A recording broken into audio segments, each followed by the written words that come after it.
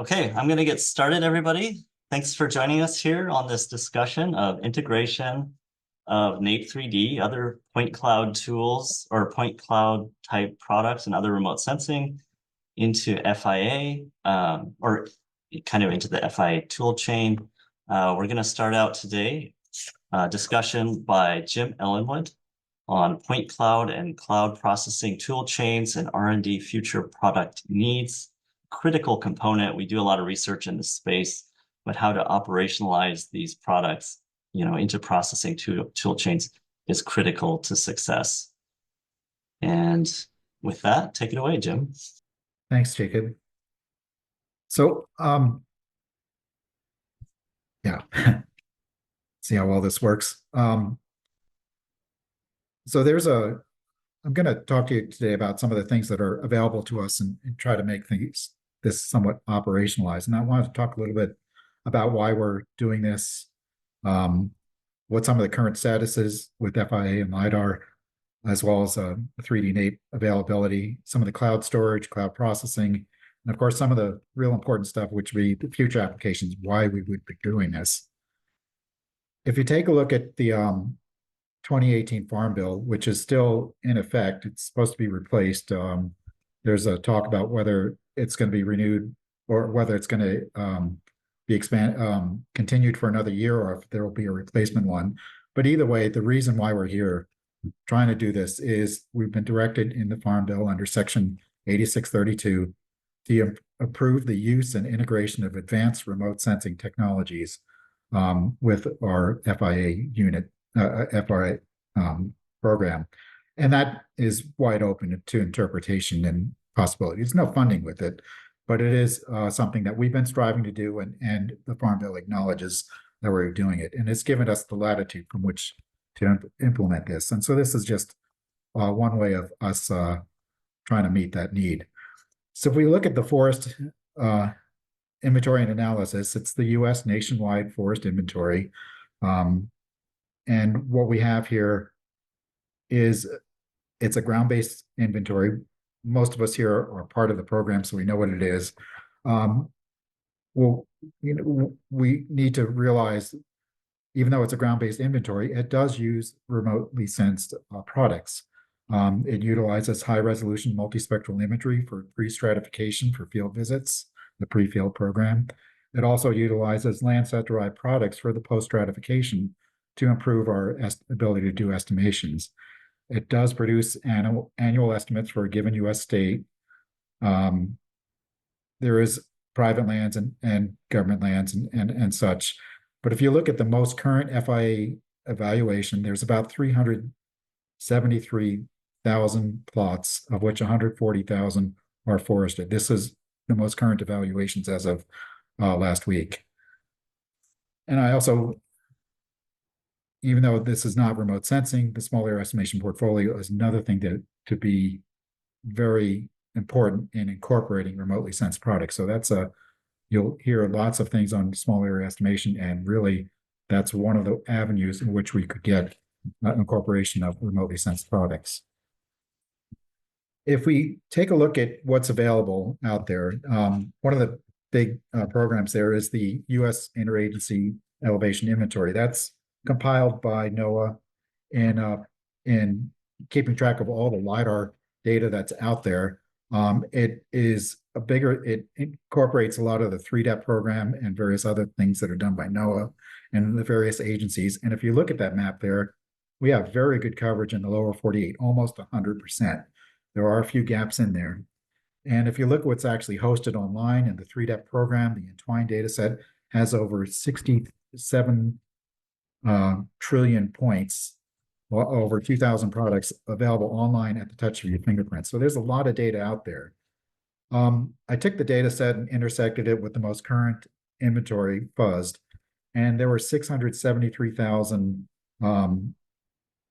FIA plots / LiDAR collections. There's multiple collections over the same plot, even though there's more plots there. Of those, 673,000, 250,000 are forested. Some of these things are not fully complete yet, but there's about 213,000 that are. 3 depth specifications are met on 150,000. You see it, even though there's a lot available out there, you can see how it's starting to decline as we start to segment it. If we start looking at what's leaf on, what's leaf off, that wasn't recorded in all these in the inventory, but you can see the overwhelming majority is leaf off. So it's not ideal for vegetation measurement. And that's the point of trying to make, even though there's a lot of data there in LiDAR, it's not the best available. It's not the best for what we're looking for, which are measuring trees or trying to estimate trees. And so that's the point. But what it is really good for, is the terrain. What's the ground like underneath these trees? And that gives us an avenue to some of the other 3D point clouds or the things that are available elsewhere.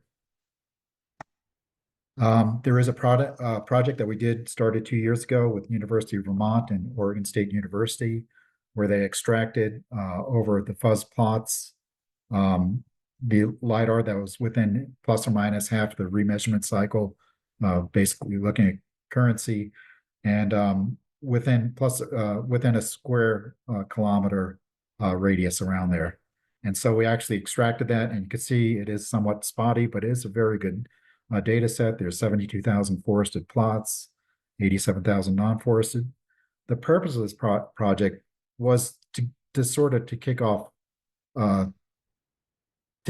our efforts in trying to incorporate LiDAR with FIA. And so this data set, it's available. It's 44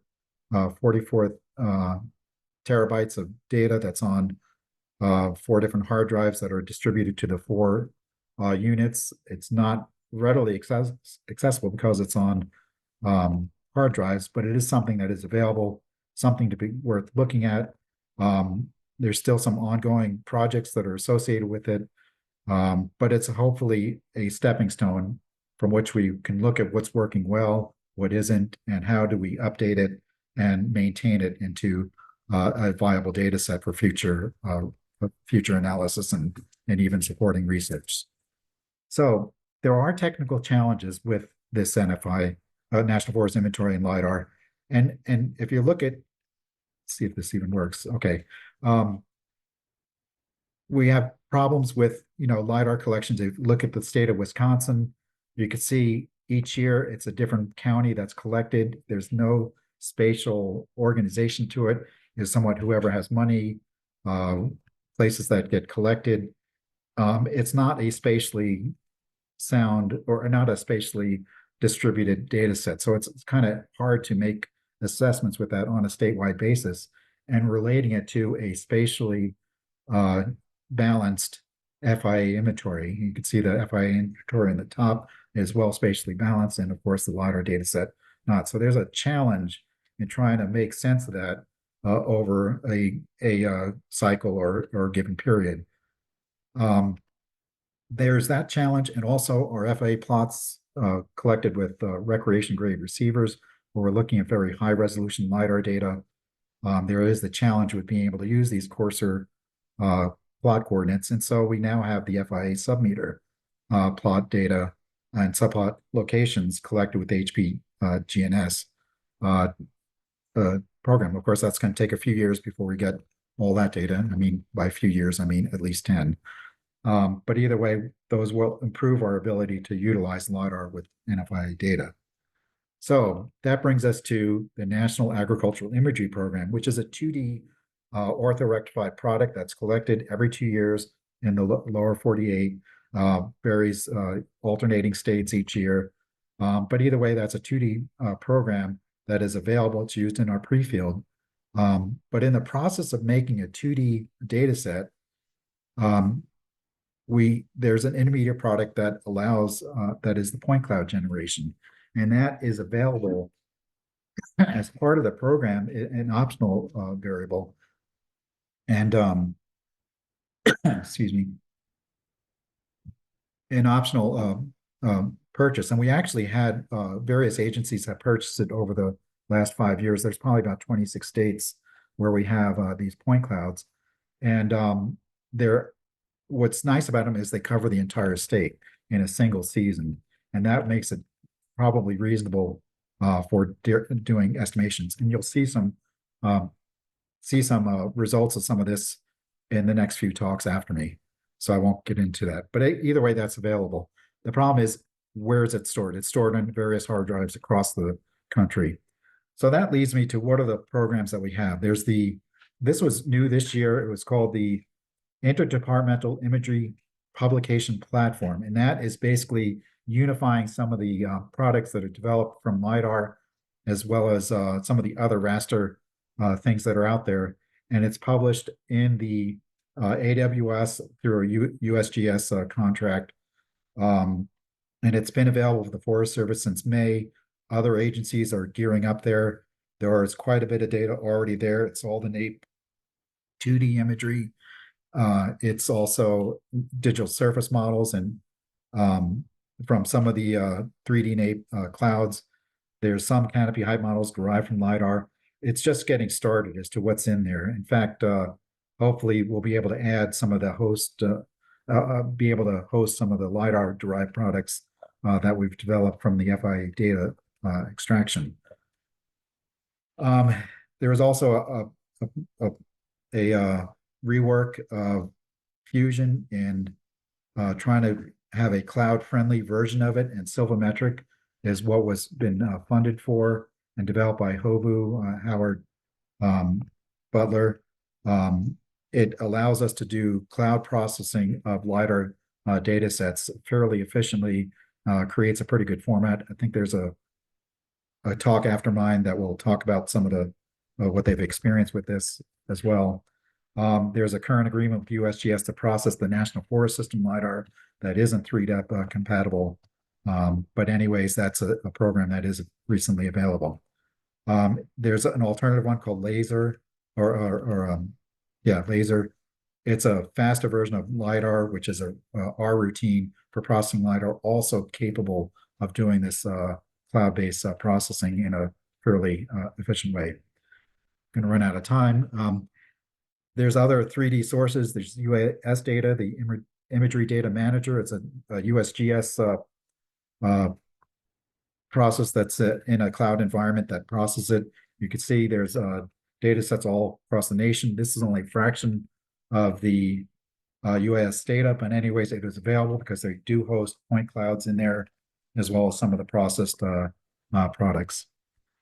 And then what remaining issues we have for data storage, we have remaining issues here. We don't really have a full solution for high performance computing, but there's a lot of things that are going around. Cyverse seems to be fairly been talked about quite a bit, and there's quite a few people working on that, able to process point clouds fairly easily. There's some things that have worked fairly well there. There's also GTAC came up with a decision tree for where to find point clouds. Their temporary solution for the NAIP 3D is stored on the GTAC NAS. They're hopefully going to figure out how to work that. Let's see what else. So some of the desired products, I got 2 minutes left. What I really think, there's a lot of things that we could derive from point clouds as well as the point clouds themselves. But one of the things that really rises to the top of this is the national canopy height layer. And what I'm really pushing for is a 1 meter canopy height layer, a multi-temporal layer that will help in carbon assessments as well as a whole bunch of other things. We have, and hopefully that be our gateway into a lot of other opportunities, looking at perhaps pixels to objects and individual tree objects, sampling imagery based upon an object will help us evaluate tree growth, site occupancy, tree health. All these things can be done at a tree level basis with some of this stuff. And finally, some of the key metrics for individual trees, height, some of key metrics for individual trees would be derived from these point clouds, things that we don't really measure too well at the in ground plots, things like height, crown width, crown volume, crown competition factors. Those things are very well measured in 3D point clouds, but not so well measured at the plot level. So these are things that we could potentially use. And finally, looking at potential modeling growth, the tree list for FES. So I think that's it for me. I think I got 30 seconds left. All right, awesome. Thank you, Jim. I can't, understate the importance of infrastructure in the issues that we're facing today. I mean, we're talking huge areas, huge data sets. The data just for the state of Oregon that recently came in was 40 terabytes. The states don't have to be that large, but they could be, and so we need systems in place to both process those data and share them. Not that we expect to have to share 40 terabytes of data, but derivatives could still be large.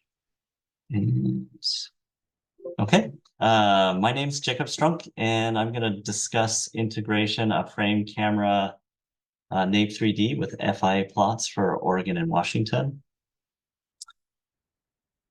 And hopefully, eventually, we'll be able to leverage the tools that Jim was talking about eventually to make these accessible over large areas.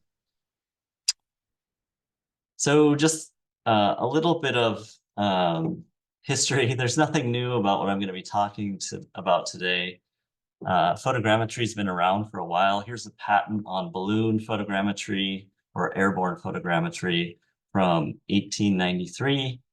It's also been around a long time in forestry, and probably every forestry degree used to have photogrammetry class where you had these little, stereo image plotters, and you can make measurements on them, and so on and so forth.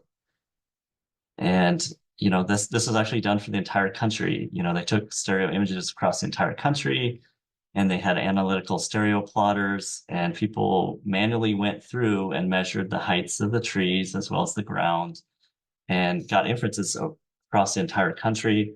Obviously, since it was a manual process, it wasn't feasible to generate a census. So fortunately, we're currently in a digital world. Photogrammetrists will tell you it's worse than the analytical world or analog world. But anyway, we're here, and because it's digital data, we can do a census. The computer can do a lot of the work that we used to do manually. Here's some examples of digital cameras that replace the analog equivalents, and that enables us, again, to make a census. So that could be 6 inches, 6-inch measurements of terrain and forest height and so on and so forth, or higher resolution, I guess. Okay, my slide is not advancing. Okay, so we're very fortunate then because we have something called the National Agricultural Imagery Program. It's a USDA imagery program that flies imagery over the entire country approximately every 2 years, and approximately a nominal resolution of 2 feet. It's a pretty powerful data set. Looking here, we can see individual trees. We can see probably branches on these trees, so pretty cool data set. And it also allows us to make a census of forest structure in the areas with this information. I'm just going to call it NAIP-3D. It's digital aerial photogrammetry, but it's derived from NAIP, so NAIP-3D. It doesn't come for free, so we do have to ask the vendor to go back and process those images again to generate these point clouds. So we do have to buy it, but it's dirt cheap relative to Lidar for the same area, and we get a lot of the same information. It's not as good as Lidar, but it's pretty good. And then something like the state of Washington costs about $135,000 versus, I think they estimated it would be $35 million to cover the whole state with Lidar or more. And they haven't even done that. I mean, the state hasn't been completely covered yet. There are still voids. Whereas we've covered the state of Washington with NAIP-3D something like 6 times. So very feasible in a repeated manner with NAIP-3D, but not necessarily over a short period with Lidar. So pretty cool. Now, the reason I propose this talk is because I'm used to seeing this photogrammetric product derived from push broom sensors. And it's okay, you know, and it's a really powerful tool to make inference over short time frames over large areas. So we can get a census of structure over entire states every 2 years, potentially. It's not as good as LiDAR, and, you know, we just kind of hold our breath and use it and say, well, you know, we have some sense of forest structure, so that's better than nothing. However, I was very surprised to receive Oregon NAIP-3D for 2022. And I was not aware they were going to fly it with a frame camera, and the product is just a lot better. And I wanted to just showcase that opportunity to you folks. And hopefully, if you purchase NAIP-3D, you encourage the NAIP program to select vendors using frame cameras. So here's LiDAR for a narrow strip, 400-foot long strip, and about 6 feet wide. And here's the old push broom imagery that we're kind of used to. Again, it's usable. You know, we get a sense of where there's forest, how tall is the forest on average, this gross sense of forest structure. But again, if you're used to working with LiDAR, you're like, ugh, this is, you know, definitely substandard. Useful, very highly correlated with forest attributes on an area basis, so you can build those relationships. But you're probably not going to be looking at individual tree attributes. And then here's the frame camera version. And I didn't pick like a best case. So there are certainly locations that look better than this, but this gives you a sense of what you might expect kind of in your average condition, and that we are able to see individual trees. We see gaps between the trees, which we didn't necessarily always see with the frame or push broom data set. But we also see artifacts. We see the smoothing on the edges of trees and so on and so forth. So it's much improved, but not perfect. And I just think that it's worth keeping that in mind, that it is not a perfect product, but it is much better. And there is potential to get into individual tree inferences, possibly. So in summary, we want LiDAR, but it's darned expensive. We just can't afford it regularly. Push broom tap was okay, but it was inferior to the frame camera stuff coming out, which is much better. And with this, there's a hope that we can get individual trees. This data is collected over huge areas, half the country every year if we were willing to pay for it. Sorry, that excludes Alaska. Here's an example. You know, I was curious how well we could do at getting individual trees. This is that same example point cloud from before. And this was just a quick turning of the dial. So it's not perfect by any means. The settings are the same for all 3 point clouds. And we can see that, you know, with this frame camera imagery, we're starting to get to where we're able to pull out individual trees. The parameters aren't exactly right. Even we can see there's some artifacts in the LiDAR point cloud that we could probably tune out with with a little bit more fiddling. So anyway, there's potential there, I think, to pull out individual trees and actually have some projects looking at this specifically in support of species modeling.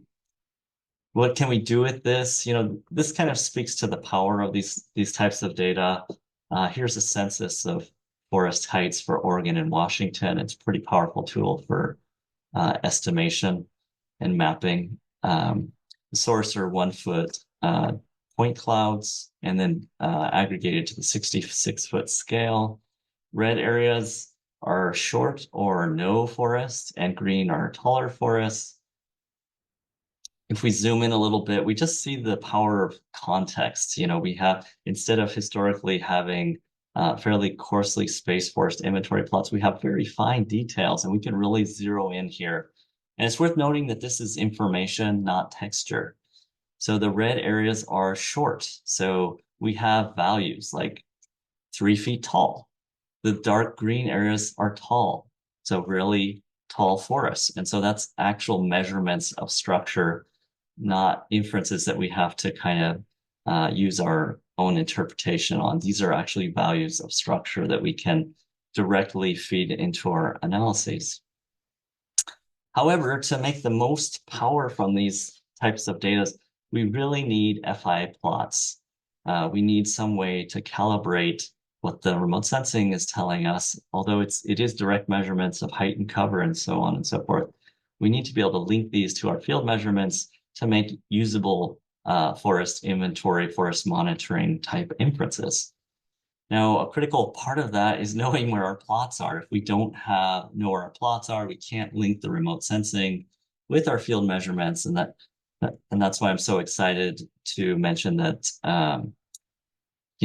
nationwide we'll be doing HPGNSS or using survey grade GNSS equipment on every plot and subplot starting in 2025. And this just gives us a lot more power to link those high resolution structural data sets with remote sensing data, whether that's Lidar, NAIP-3D, high resolution imagery. We just gain a lot of power there. Here's an example of what that buys us. Certainly not a perfect relationship, not as tight as we might say with Lidar, but very powerful in terms of explaining relationships between remote sensing and field measurements, and give us a lot more fine resolution details on the landscape. Here's some examples of relationship for Washington State on FIA plots from the 2023 data. It works pretty good for basal area and volume and even some other attributes. Trees per acre is not too pretty, but there is some explanatory power there. Again, why are we doing this? We've got all these FIA plots. It looks like a lot of data, and that's absolutely true at the state scale.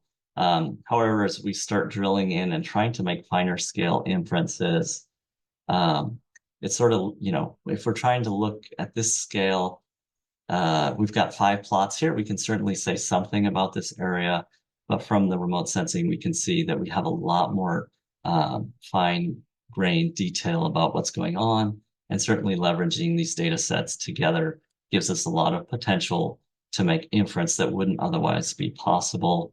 I've also looked at the potential of these to mitigate some of our non-sample biases that occur because of lack of access to some plots, and that could be just hard to get to, dangerous to get to, or denied access. And using these data, just kind of simplistic analysis, I was able to reduce bias from on the order of 15 to 20%, depending on which of these forest attributes we were looking at.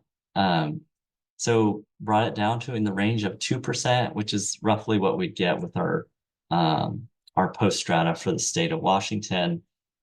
So we got down to what we already have. That doesn't sound that exciting, although Olaf has worked pretty hard for Washington State strata. So I think it's a pretty exemplary stratification for this region. And it says that if we move to augmenting our forest inventory with these data, we'll do a decent job of also mitigating our biases. And I should mention that the Washington strata also incorporate NAIP-3D already. So there's some apples to apples comparison there. Finally, so what? FI still has to measure lots of trees and lots of plots. And actually that's critical to being able to use these auxiliary information in a powerful way. Our state scale estimates are already really good. Our existing strata for Washington, for example, and I know there are other states, but the strata for the state are already really good for bias mitigation. However, we have an opportunity to make much finer temporal and spatial scales of inference, mitigate bias at finer scales, to generate maps. I think I think we tend to poo-poo maps as being unrealistic, but I think that there is an incredible user base that we could potentially become our proponents and just leverage these data in a lot of new applications if we can create some cool maps that are usable in a lot of different applications. I think one of the hardest areas of inference with FIA data is disturbance and change inferences. And I just think in the map here, we can see a disturbance right there. There's these clear cuts growing in, and I think we just have a lot finer level of detail on those change change dynamics when we have structural remote sensing like this. in kind of a census case over entire states and potentially the entire country. And then potentially individual trees. So perhaps some individual tree inferences could be supported from these data. And I think that's all I have. And unfortunately, no time for questions or comments. Next up, we have Bryce Frank, who's going to be doing a comparison of digital aerial photogrammetry and Lidar for post-fire forest modeling. Take it away. Hello. Hopefully everybody can see this and hear me clearly. Like Jacob said, it's we're looking at post-fire forest modeling. And you can think of this as really post-fire mapping, I guess, kind of to anchor off of Jacob's last slide there. And I think everybody who helped me out with this project so far is in the call, which is very cool. I think they're all here. We have Pacific Northwest Research Station representation here, as well as Region 6 and Oregon Department of Forestry. So kind of a nice regional group.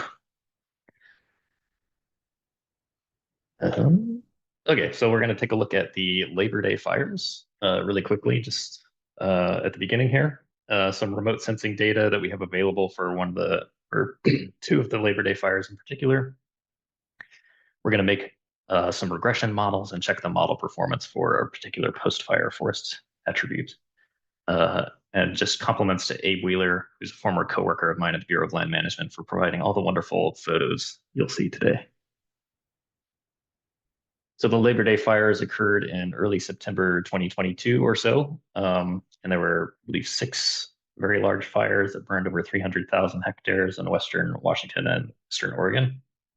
Pictured here on the right-hand side, you can see them with all their names. Yeah, and as part of the sort of post-fire monitoring effort, there is a program within the FIA called the Fire Effects and Recovery Study.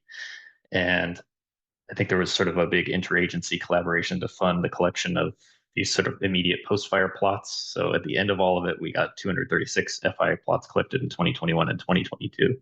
So under normal FIA operations in this area of the country, you would maybe have 10% of that number just using sort of the normal paneling system that we have. But because of FIRS, we get like 10 times the amount of data right after the fire happens, which is very important.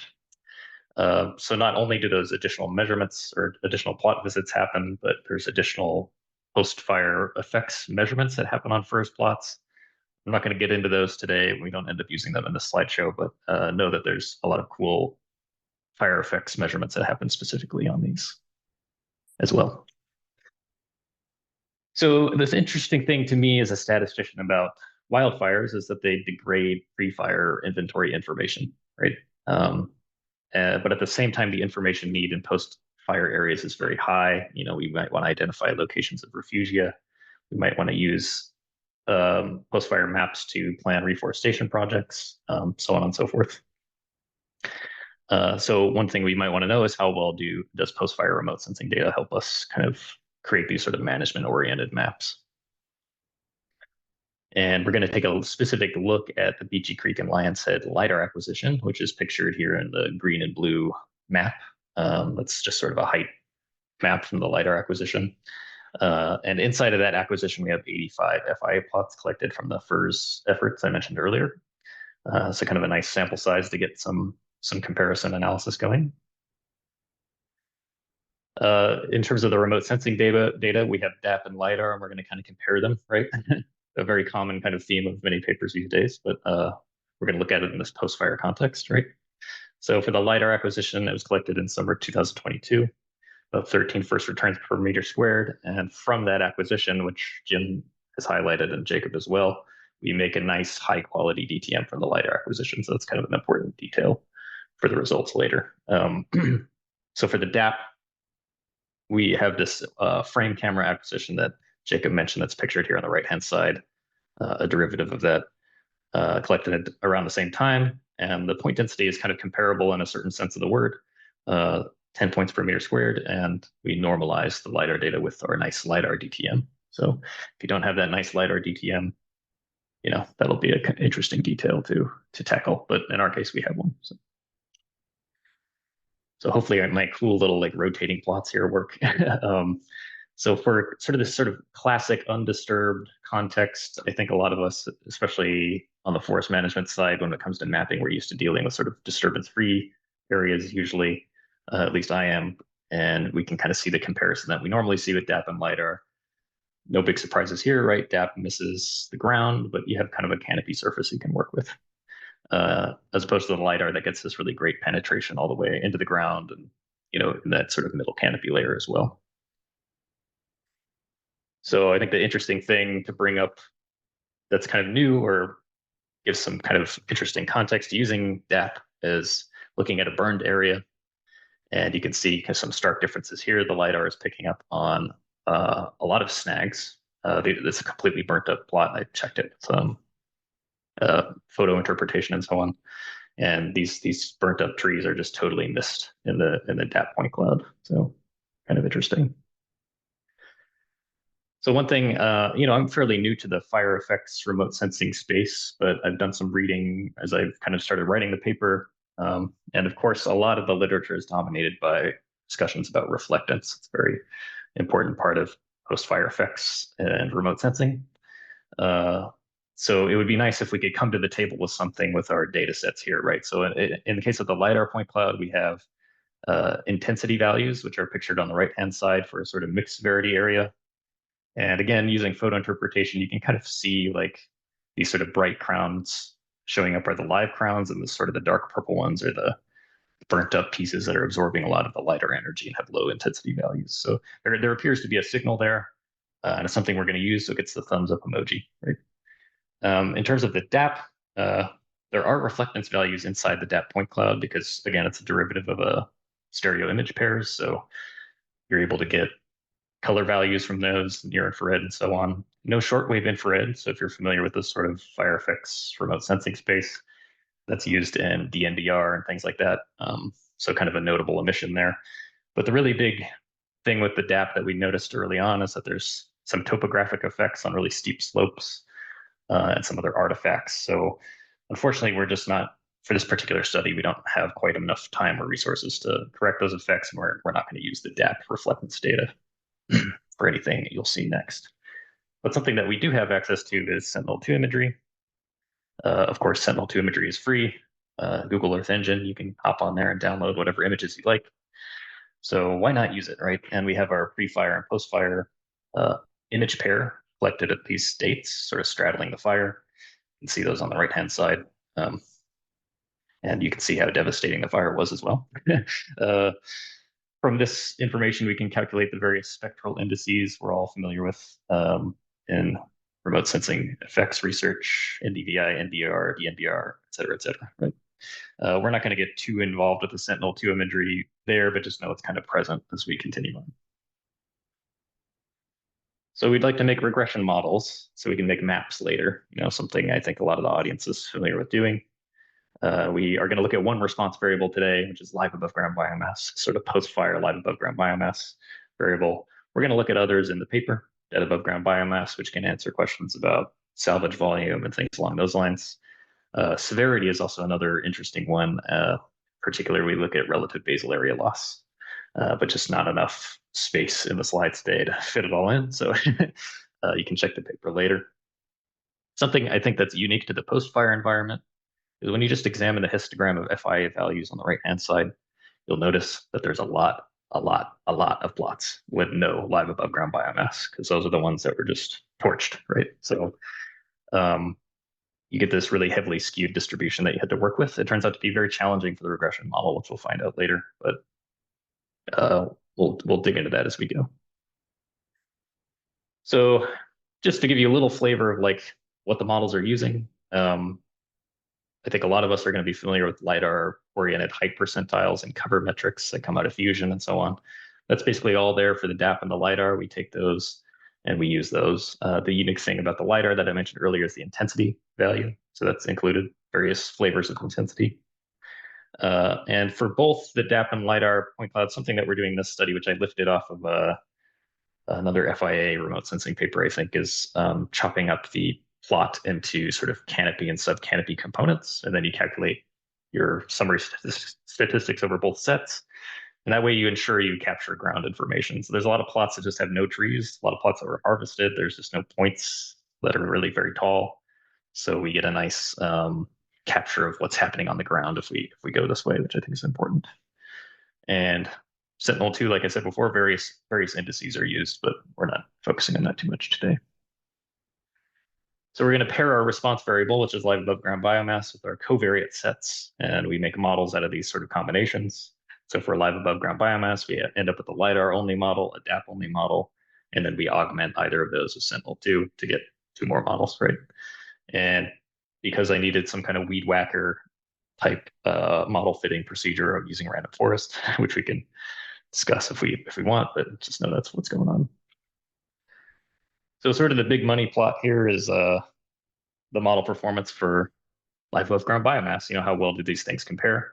And you'll notice sort of the bottom 3 rows here, we have very similar performances across a LiDAR only model for live above ground biomass and DAP and Sentinel combined, and LiDAR and Sentinel combined. They all kind of have the same 75-ish RMSE.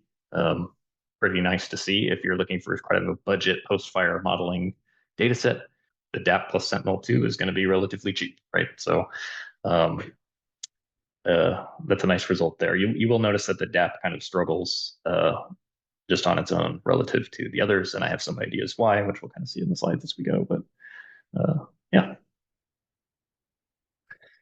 So we have our sort of predicted observed plots here, something you kind of see in one of these remote sensing papers. The one thing I want to point out, that again, is pretty unique to our case, is these completely burnt plots, which are the ones that sort of line up on that bottom line, that 0 line. And you can see that the models tend to make a good amount of error in those areas. Yeah, a lot of interesting things happening. And, one thing I'm playing with in the paper is sort of explicitly estimating, like in the case where I have no biomass, 0 live above ground biomass, what is the bias of the model, which is kind of an interesting thing, I think, for practitioners to know. And there does appear to be kind of an overestimation effect for these completely burnt plots across all models, although it does look most severe in the DAP, standalone DAP model. And I just put this figure together the other day. I was pretty proud of it. So we have this sort of like white rectangle in the middle of these images here, and that represents the strip for which I look at the points explicitly on the bottom. So you can see sort of the context of this on the upper left-hand side is the Sentinel-2 image. We have this sort of mixed severity area, and you can see in the DAP height model in the middle, just sort of a steep drop off of heights. But in the LiDAR, you have a very complete canopy structure. And sure enough, when we look at the points, we see that sort of complete canopy structure. So we're seeing, again, that sort of dead tree omission, you could call it, in the DAP, that just the LiDAR is able to compensate for that. So the thing I want to drive home here is that while the models do achieve similar performance, the way in which they operate for these particular areas is going to be very different. And that's sort of a question I have to answer still, how that's occurring. So there is more to come. There's those other variables I mentioned. We have the burn severity measure, dead above ground biomass, and so on and so forth. We need to understand how these models grapple with large dead trees and what kind of issues those may cause for practitioners who are using the maps that come from the models. And related to that, where do models perform well or poorly? Is it possible to kind of estimate the bias, the RMSE, and so on of models within different severity classes and so on? So it's something we're chasing now. But, questions to chew on. Thank you. All right, awesome. That was great, Bryce. We do have 2 minutes. Well, Great. 1 minute. I don't know if someone else wants a quick question. Looks like Dave. Yeah, Bryce, great talk. I'm curious whether you looked any at areas that were salvaged, especially on private lands, and whether the model sort of consistently over or under predicted in those situations. No, I can. I think I have enough information to check that. Unfortunately, the density of the FIA plots gets very small in those areas because the ownership switches from Forest Service to private. So it's a little bit of a challenge. I think the sample size itself is small, but we could look at the maps sort of just directly, the outputs of the model, and try and make some guesses at what's going on. But yeah, the salvage question I haven't quite dug into. But all right, awesome. Thanks so much, Bryce. And a cool opportunity to think about this data set as a kind of a baseline that we would infer change from. So next up, we have NAIP-based DAP for forest structure estimation and evaluating disturbance effects in the Rocky Mountains by Stephen Filippelli. Hey, thanks, Jacob. Let me just share my screen to get started here. Yeah, so I'm Stephen Filippelli. I work with Dr. Jody Vogler at Colorado State University, and working on this project with Karen from the Rocky Mountain Research Station to extend some of the research that's already been done by the session organizers here, really in Pacific Northwest and in the Southeast. Jacob and Todd Schroeder have done kind of a lot of work in those areas, and this is pretty similar research, but done in the Rocky Mountains, where we have a little bit different and some unique forests. In particular, there's some sparse and short stature forests and pinyon juniper woodlands, which is some areas that I do additional research in, that kind of interested to see how DAP works in that area in particular. And actually working on this has been just getting started, but kind of exciting for me because it's an extension of my master's research that I did like 10 years ago, where I was kind of speculating, oh, we should do this with NAIP nationwide, and now we're all doing it, and it's just cool to see that. So let's see. So the objectives for this are to just directly compare DAP and ALS in Rocky Mountain forests, and then also to evaluate DAP for doing post-stratification and post-stratified estimates. And we're also comparing DAP and ALS for post-fire change, kind of similar to what Bryce was just showing, and doing that in the 3 largest fires in Colorado, all took place in 2020. And then I'm also going to be doing some testing of different image matching parameters and possibly algorithms for improving DAP point clouds, in particular the push broom point clouds, but I'm not including that in this presentation, so I haven't gotten started on it yet. So the remote sensing data that we're working with for this is ALS that covers the state of Colorado. There's 66 collections that are all almost in the last 10 years. And it's pretty much all leaf off, but this is predominantly conifer forests. And so it's really only a concern in areas with aspen or cottonwood, and that doesn't cover a huge amount of the state. So this does seem to work pretty well. This data set does work pretty well for most of the state. And then we've got DAP in 2019 and 2021, and this was with a push broom sensor, and the point cloud was generated with semi-global matching by the vendor. And so for this presentation, I'm just going to be working with this little 20% northern Colorado area that I've processed so far in the upper portion of the state. And so the methods for this are pretty simple. We take the point clouds, generate 1 meter resolution canopy height models, and then downscale that by different methods. I tried using some different percentiles in the mean to create 10-meter canopy height models and 100-meter canopy height models. And then I'm just doing comparisons of those heights at these different scales. And then from that 100-meter resolution layer, I create the stratification using the 85th percentile, because I found that to be the best in some initial explorations.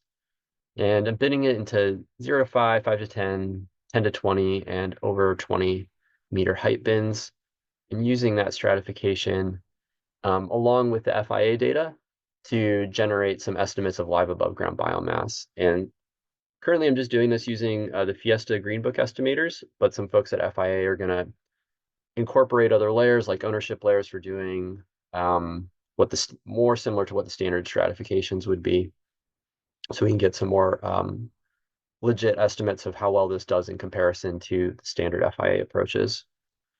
So I'm then comparing those live above ground biomass estimates at the study area, individual counties, and for different forest types, and doing that primarily by their relative efficiency. So that's the variance of the estimate that you'd get from a simple random sample to the variance that you'd get from doing this post stratification.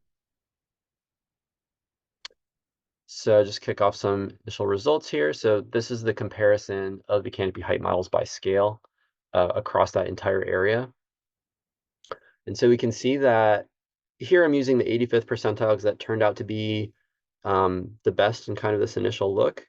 It produced the lowest RMSEs, and DAP and ALS seem to be pretty strongly related to each other, particularly in the mid to higher height ranges, and it's a little bit fuzzier at that low height range when we're looking at these 1 meter canopy height models. But then when aggregating up, that relationship gets a bit stronger. And when we're talking about using this in post stratification, that 100-meter resolution could be all that we need. So it's good to see that relationship improves kind of like you'd expect. So when we do this AGB, this above ground biomass estimation, when looking at these different sources, the simple random sample on the left here, and DAP and ALS, they all produce pretty similar estimates. The simple random sample is a little bit higher, and they all have fairly similar 95% confidence intervals. And when we're looking at relative efficiency and comparing these precisions, there's kind of an interesting effect going on here where I was a bit surprised to see that DAP is actually outperforming ALS for some of these aggregation methods, but for that 85th percentile, ALS seems to do the best.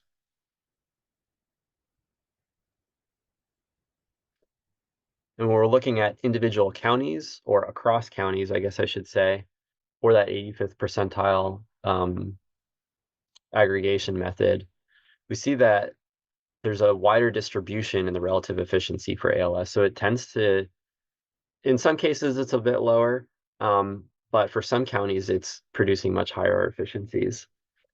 And overall, it's better than DAP.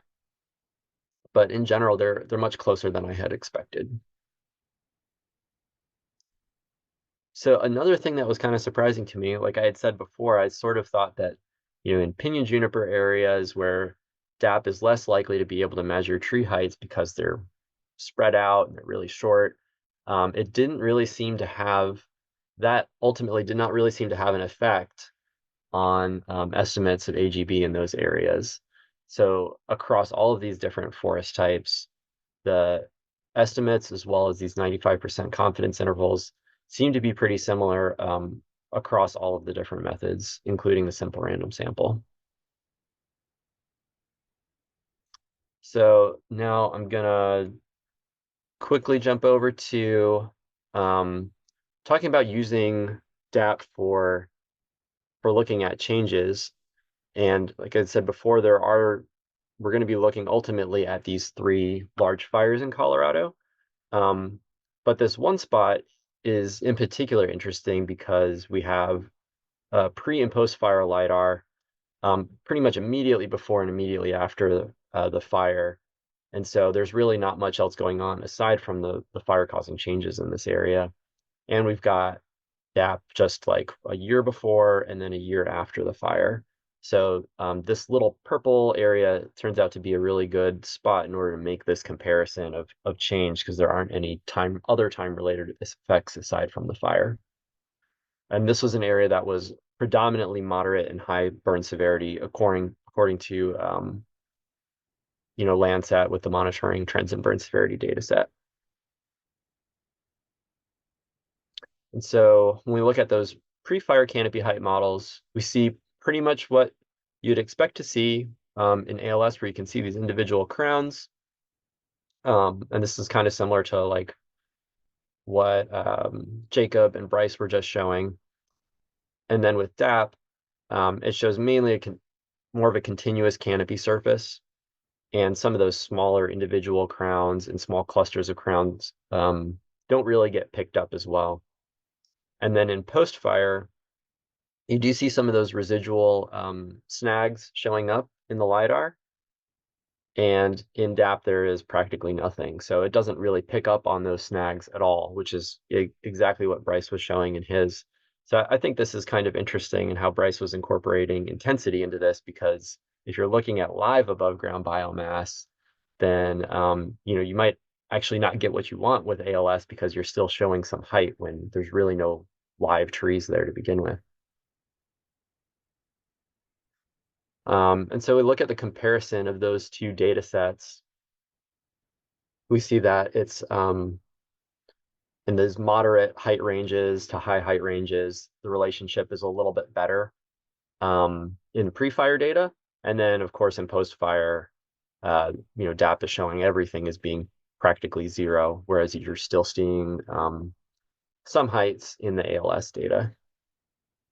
I think these RMSEs are kind of driven by zeros, so that's why some of the accuracy stats don't line up as well with what you see in the graph.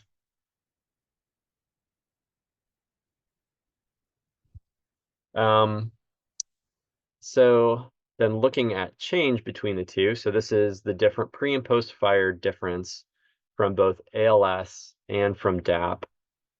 And overall, you can kind of see that DAP is showing there's more area that's showing a greater height change. There's a little bit fatter tail here in the DAP. And one other aspect of this is when you look in the low and unburned areas, you also see kind of this wider distribution of height change in unburned and low burn severity areas. And I think that's just having to do with DAP having a little bit lower accuracy in height to begin with. And so it's showing some change in areas where perhaps there isn't any change, predominantly because of that reason. And then in moderate and high severity, you can see quite a big difference where it's got much fatter tail in moderate, and then in high, the median is quite a bit lower, and the majority of the distribution is quite a bit lower than what you'd see in ALS, and that's kind of reflected in this this other hexbin plot on the right here too.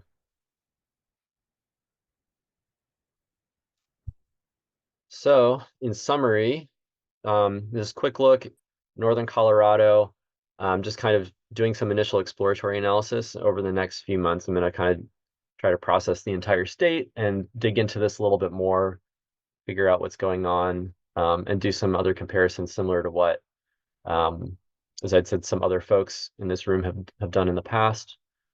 But initially what we're seeing is that the DAP 1 meter CHMs are a bit less accurate, particularly at low heights. But that improves when downscaling, so it may not matter quite as much for post-stratification. And overall, ALS was able to yield higher precision AGB estimates, but the aggregation method did make a difference. And I think binning, how you select different bins could make a difference too, so that's another area I'm looking to explore. And then also kind of surprising, stratification didn't seem to make a huge difference in the AGB estimates by forest type. And so that's something I'm also going to research a bit more, maybe look at some of those point clouds and pinyon juniper areas and see what's going on there. And then when looking at changes, so DAP had a greater post-fire loss in height, and particularly in those high burn severity areas, whereas you're still seeing some residual forest structure in the ALS. So I want to thank some other folks who kind of helped out with this, and looking forward to talking with other folks who are doing this kind of research. So if you have any questions, let me know. All right, great talk, Stephen. We have time for one quick question if someone has one. Looks like you were using Pushbroom for both years, is that correct? Yeah, and that I had initially a long time ago done research with frame camera, and so when I got the Pushbroom and was looking at some of the initial vendor results over Estes Park, I was like, oh my gosh, this is not going to work at all. So then extending to this larger area and seeing that actually it's doing okay in a lot of areas is kind of good. But yeah, in general, frame, from my experience, frame is quite a bit better. So I hope more vendors move in that direction too. All right, cool. Well, thanks again. Next up, we have Todd Schroeder, and he's going to tell us about analyzing patterns of forest growth and height loss from operational harvesting in the southeastern US from repeated DAP point clouds. All right, we'll jump right in then. I want to take a quick look today and some of the work we've been doing analyzing patterns of forest growth and structure loss in the southeastern US using repeat DAP point clouds. Thank my co-authors for their contributions. And in my cover slide here, if you're looking at my map of 3-year height growth and thinking to yourself, 23 meters of growth in 3 years seems like a lot. Yeah, you're not wrong. And we'll get to that here at the end. But quickly, for my objectives, just touch on the NAIP program real quick and look at some of the data in terms of the point cloud acquisition and processing, the various clouds that we're using. Want to look at a little bit of how we validated the NAIP point clouds at individual points in time, and then also jump into some of the changes in terms of growth and cover loss or height loss from harvesting. And we'll be looking at these patterns in the state of Virginia. So real quick, some of you other previous speakers have already covered the NAIP program, but it is pretty vital to the FIA program. We use NAIP imagery quite a lot, and we have, fortunately in the South, been able to acquire several new data sets in terms of the point cloud offerings that have become available. Unfortunately, to date, all of these are the push broom variety, but we're still making use of those data, and we'll take a look and see how they do today with estimating growth. Again, just same general concept Jacob touched on in terms of the digital aerial photogrammetry, the processing that's used to derive the NAIP point clouds. I think the main point here is it's definitely not Lidar. I think we've seen that from other talks as well. It's pretty good at getting the general canopy height, but it definitely struggles in areas of small patchy trees and along edges with fence rows and things like that. So we'll take the good with the bad, and it is available everywhere in the state of Virginia. So just having that level of availability is certainly helpful and something we don't often get with Lidar. So we'll take that advantage and run with it. In terms of the NAIP point cloud, one of the things affecting its quality is the spacing of the points. And in various states and different levels of processing have been done to derive these clouds. You know, it really does impact the ability to derive the potentially even individual tree heights.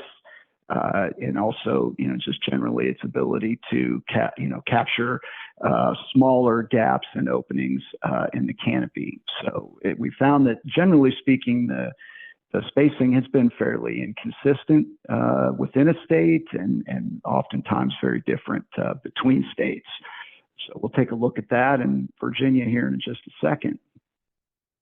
One of the main driving forces behind sort of the accuracy of some of the NAIP data in Virginia is the acquisition window that we face. And since we're using 2 dates of imagery to try to look, or the point clouds to look at change, and the fact that the NAIP is derived with imagery, and imagery is affected by phenology and other things like that, acquisition time period is very important. So in Virginia, one of the things we struggle with in the mountains in particular is a leaf-off scenario, which we find commonly is when the NAIP vendors fly the imagery. So in 2018, we had quite a lot of imagery acquired in the later half of the year, or even into December, whereas in the 2021 time period, we had quite the opposite. We had a lot of the imagery was acquired in the early springtime. But unfortunately, both of those scenarios result in oftentimes hitting areas where the trees don't have leaves, which does cause problems. The point density is actually pretty consistent across the space. You will see large areas where some of the flight lines overlap and have much higher point density. But I think on the whole, but based on the survey units, we're seeing around 100 points per 10 meter pixel, which I think jives with some of the other speakers who found it to be on average of around 10 points per meter squared. So I think we're seeing somewhat consistent results there. Just a little more on the leaf off, just with the image on the right, just showing the very dramatic, tiles that are available that are sitting adjacent to other ones that have been acquired leaf on. So we're just highlighting here that, it does really impact the data. And in many cases, there's just not a lot of points, if any. In some cases, there aren't any points where some of these deep shadows and the leaf have dropped completely. So that's definitely problematic, both at single points in time and for trying to use the data to get it changed. This is our general processing strategy that we use. So pretty straightforward, using the DTM as Bryce mentioned, and we're also using LCMS data to mask out the forest areas to get to a canopy height map. Here we're using the maximum tree height per pixel for our maps. We played around with a lot of the data and we decided to settle on the 10 meters, just operationally across the state. It seemed to have a much better level of resolution in terms of computation time and storage compared to the 2-meter data, which I do think is possible to do. I think much below that, you're beginning to get to a point where certain pixels won't even have any points. So that's probably the minimum standard. But we'll look at the 10-meter data today for our change products. Just a little bit about the validation. We're just using FIA single condition plots. We're just using the center information from the center subplot as well. We're limiting our change, looking at just positive changes for growth and negative changes for loss, even though there might be other outliers involved that we've screened out. We're making sure that all of the FIA data have been measured, and so we're not using any modeled or visually estimated heights. So we're using all field measurements. And to get the 3-year growth for FIA, we're using the remeasurement period to annualize the data, then multiplying it by 3 to try to align better with the 3-year window of the NAIP data. So we'll take a look here. Here's a look at the point in time validation for 2018 and 2021 by survey unit. We're just looking at live trees here. And as you can see, some of the survey units look pretty good. Numbers, survey units 1 and 2 over in the Piedmont and coastal plain. Whereas as you begin to move up into the mountains, the accuracy of one or even both dates begin to fall apart a little bit.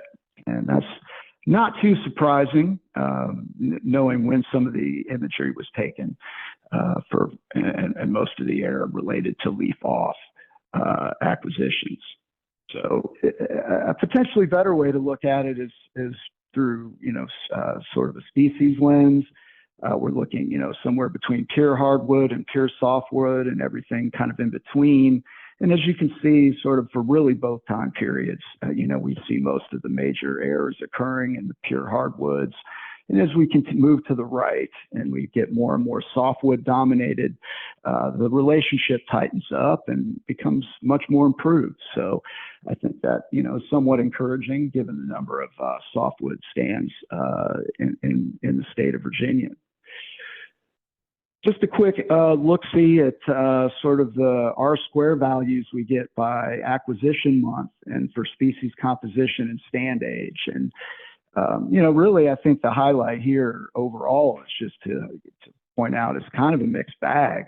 When I look at acquisition month, I suppose I expected August or, solidly leaf on time periods to outperform some of the fall and winter dates, and I'm just not really seeing that. It just most of the time, some of those fall dates can be pretty good and other times not so good. When it comes to the species composition, I think we looked at that on the last slide, kind of highlights here the same thing, that softwood dominated pure softwood stands seem to be doing pretty good. Whereas, as we begin to move more into the mixed and pure hardwoods, they can be good at times in certain survey units, and other times they can struggle. And when it comes to stand age, it just kind of seems like a mixed bag, really. There's really no consistent patterns where, any of the survey units are completely high or low in one of the areas. So still a lot to be gained here in terms of, figuring out where these data are best applied, at a more specific type of use. Starting at the landscape scale, to look at change validation, here what we're looking at are just distributions of growth. The top, we're looking at the 3-year height growth from FIA data using all of the annual data from FIA. And on the bottom row, we have the NAIP 3-year height growth. So actually, the distributions themselves don't look too bad. It's pretty comparable. I mean, we've plotted the medians on the graphs, and on the right in the tables, we have the averages and the medians for each of the survey units. And, to be honest, it's not too bad. And NAIP always seems to overestimate the average and the median, but, at this scale, it's pretty close. Looking at it, drilling down more specifically, trying to limit the FIA height to the specific time period of when the NAIP data was gathered between 2018 and 2021. Much fewer observations to work with, really becomes more difficult to really make heads or tails of the distributions. Probably looking less similar than they did at the broader temporal and landscape scale that we looked at in the previous slide. Here's the little more of a dirty look. This is the point validation, the plot level validation for the survey units and for the species groups. And unfortunately, not a lot of encouragement here. I do see Unit 2 is beginning to encroach on a reasonable relationship between FIA height growth and the NAIP height growth. And down on the second line there, the pure softwood looks, pretty good. Doesn't have a lot of observations, but it gives us hope that, perhaps maybe in pure softwood stands, there might be a signal there to work with. Looking at loss, most of what we're seeing, this is the same as the graph we looked at first with the growth. Top row is all of the annual FIA data. The NAIP data on the second row is just for the 3-year window between 2018 2021. So similar, but as you can see, the NAIP really finds a lot more height change. And I'm not sure that's always realistic. There's, I think, a few reasons for that. Doing the same thing on this slide, we're trying to narrow it down to just that 3-year window, for loss, given how much more less likely there is to hit a disturbance in an FIA plot within a 3-year window. Not many plots to work with, so I don't think we're going to be able to tease much signal out of this level of analysis. But here's, in wrapping up, this is sort of a good explanation of some of the reasons why we struggle, and it relates to some of the things I think that Bryce and Stephen are showing in their firework, is that when the stand density isn't high enough, and there's too much soil background showing, the NAIP's just simply not producing any data at all, really, which we're seeing in the top row. Whereas, we're looking at partial harvesting here in Virginia in particular. And so when you go to difference those to get growth, you're going to get really crazy high height values, which is what we were seeing in our first opening slide on our intro page. On the flip side, when it comes to loss, those stand edges create these kind of bands of extreme values around the edges of stands when they've been cut, leading to really high values. And I think that's some of what you're seeing in some of those distributions where the NAIP data finds a lot more really high height values in terms of the change and loss category. So in conclusion, I'll just wrap up without reading all this and just say, it's working pretty well in certain survey units. I think what we're seeing is FIA has a good chance to continue using the point in time measurements, the height measurements from NAIP to improve stratification of our estimates. The growth and loss, kind of a mixed bag, and probably not quite at the level, that we need it to be really useful. but we'll continue to try to work with what we got, and maybe we'll get lucky one of these days and get some DAP or get some of the frame-based data Jacob's working with out in Oregon and some of our southeastern states.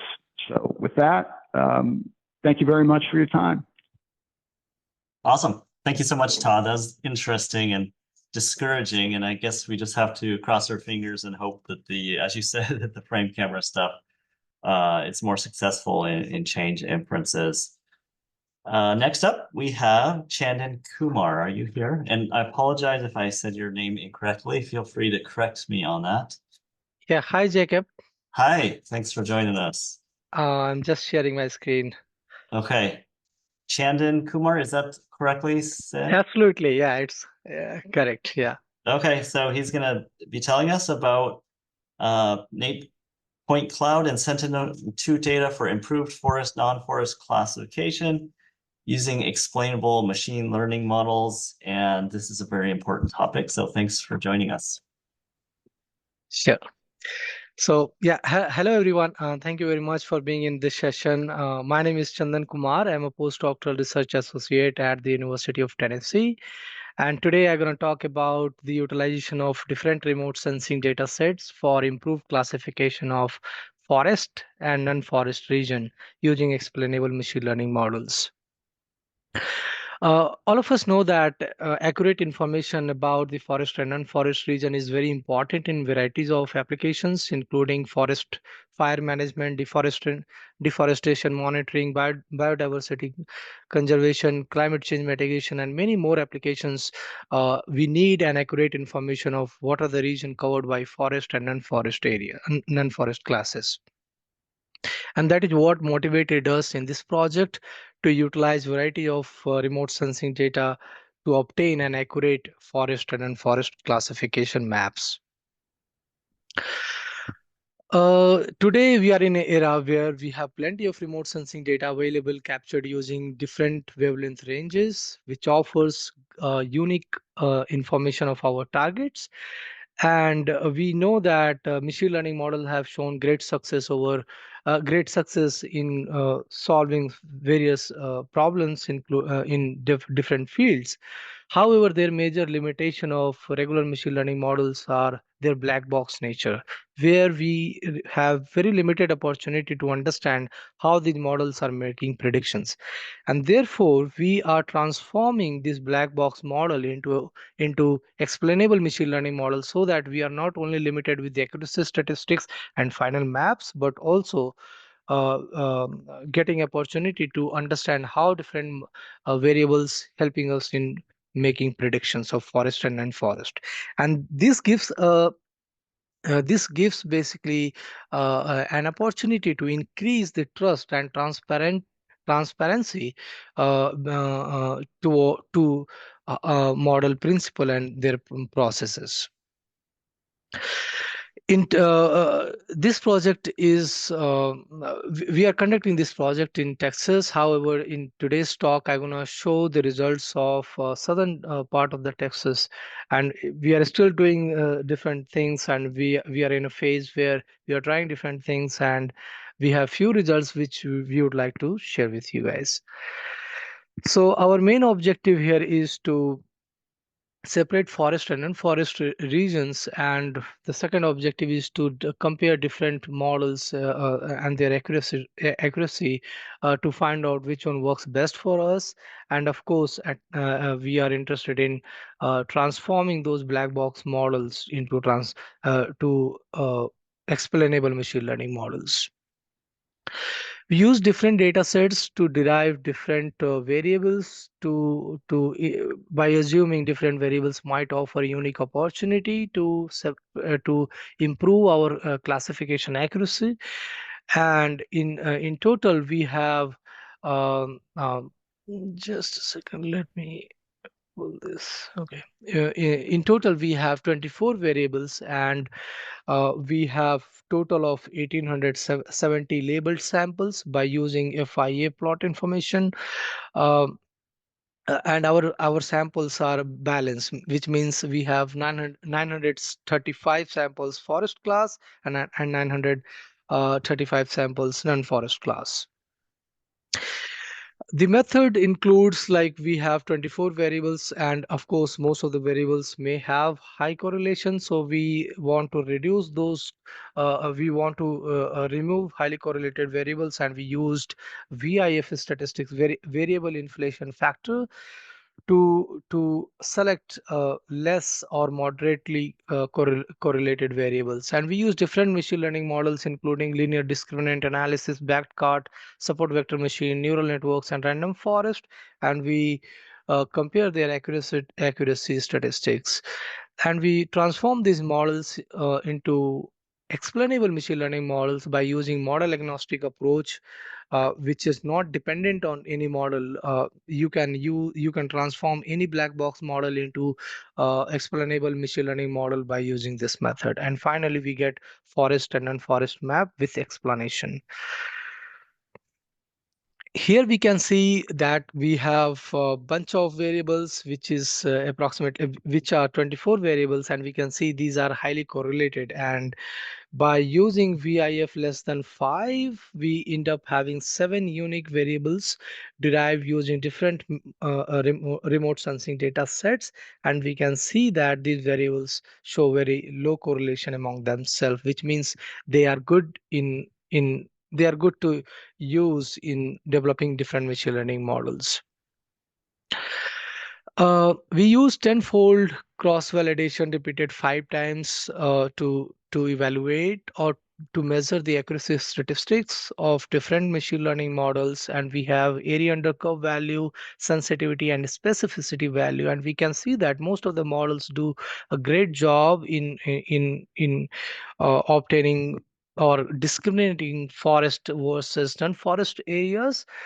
And we also tested the accuracy of these models by using standalone test data, and we can see we have very similar accuracy statistics as we obtain in tenfold cross validation, which gives a trust, which gives indication that yes, the accuracy statistics is reliable, and our developed models are generalizing well generalizing well to unseen data. Right, in the right side, we also have the ROC curve, which gives indication that the model performance is optimal. We also perform some sensitivity analysis by seeing how model performance varies when you have different a number of variables. And we can see that even by using just one variable, the AUC value is approximately 80%, which gives indication that the whatever variables we selected using VIF statistics, it's doing a fair job in finding suitable variables. We can see here that the support vector machine and random forest gets the maximum accuracy as we have seen in our previous slides. However, these models getting higher accuracy by utilizing more variables, whereas other models, even though they have those variables, they are not able to make use of the information available in these variables, where the random forest and support vector machine are able to extract the information which could help us in which could help them in discriminating forest and non-forest areas. And all the accuracy statistics, what we are seeing here by performing hyper parameter tuning. So even by using just one variable, we selected the optimal hyperparameter value to obtain the best possible accuracy statistics from these models. We have some global explanation of these models in order to understand how these models. So here we have a Shapley-Beesbaum plot of SVM model, and this is an information dense plot where we can understand the relationship between model prediction and the actual value of variables. So on the y-axis, you have different variables and they are ranked according to their relative importance, which means the S2B4 variable is the most important, whereas the DSM T4 is the least, relatively less important as far as SVM model is concerned. Let's take example of this variable in order to understand what they're trying to say. So this is the digital surface model, which appear to be second most important variable in discriminating forest and non-forest area as per as SVM model. And we can see that the higher values of DSM is towards positive shape value. So the positive shape value indicating the positive class, which is forest area in my case, and negative shape value indicating negative class, which is non-forest area. So the higher values of DSM, digital surface model, indicates the prediction of the forest areas, whereas the lower values of DSM is associated towards non-forest areas, which does make sense because the forest areas will have slightly higher height as compared to the non-forest region.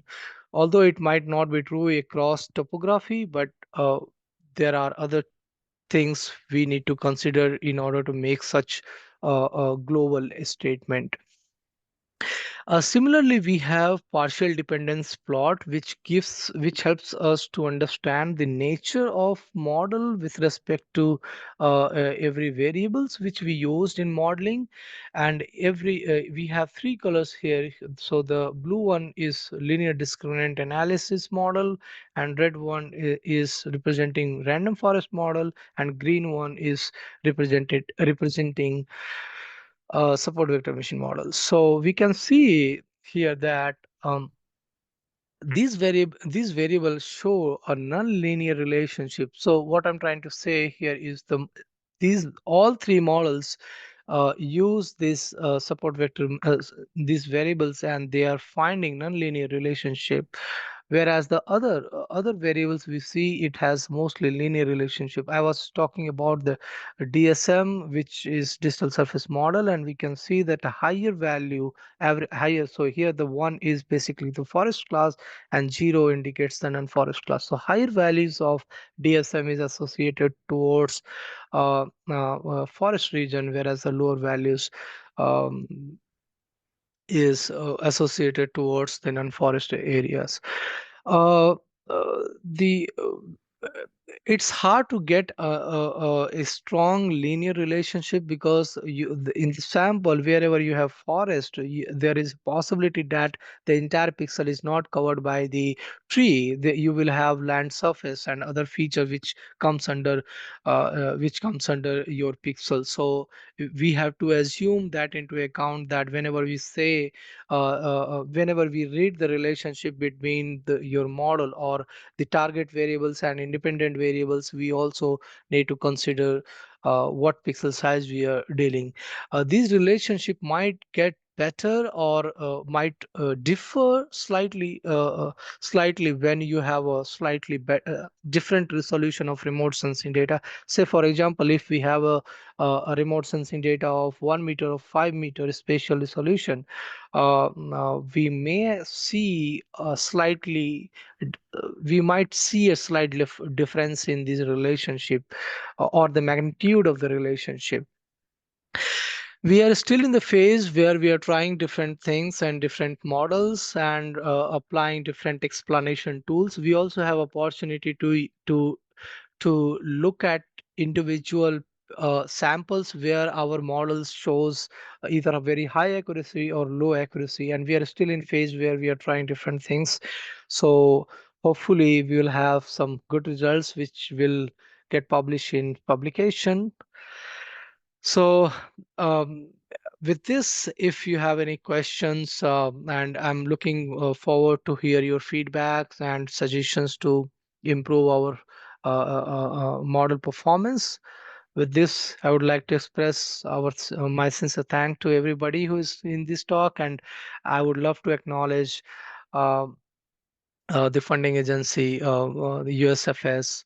And with this, I would like to I'm very happy to take questions and your suggestions. Yeah, I guess that's the end of our allotted time, but I don't know if we have the flexibility to just ask questions in this time. There is a question. Anyway, great talk, really interesting. I haven't worked with under the hood and trying to figuring out how the components of machine learning interact with the outcome. So it was really cool to see those tools at play, and I think it's a good demonstration of those tools. There's a question in the chat. What is S2B4 and how is it more important than DSM T1? So S2B4 is the Sentinel-2 data, in near infrared band, and that was the most important variable in our study. All right. Well, thank you, everyone. All the speakers today. It was really interesting talks, really good contents, and all of the audience. Thanks for being here and listening, and hopefully all this was interesting to everyone.